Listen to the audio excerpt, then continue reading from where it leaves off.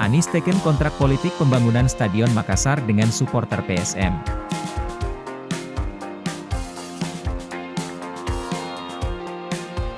Calon Presiden, Capres, nomor urut 1 Anies Baswedan menandatangani kontrak politik dengan supporter PSM Makassar. Dan ketiga, tanding Mari-Mari. Dalam kontrak tersebut Anies berkomitmen akan membangun Stadion Mato Angin di Makassar jika terpilih jadi Presiden RI di Pilpres 2024 mendatang.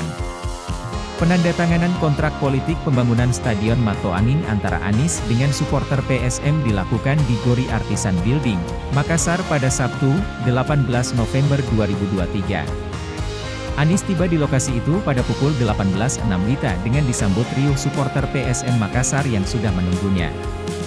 Anies kemudian meneken kontrak politiknya itu di hadapan Panglima Laskar Ayam Jantan, LAJ, Uki Nugraha yang juga Ketua Umum Presidium Nasional Supporter Sepak Bola Indonesia, NESI.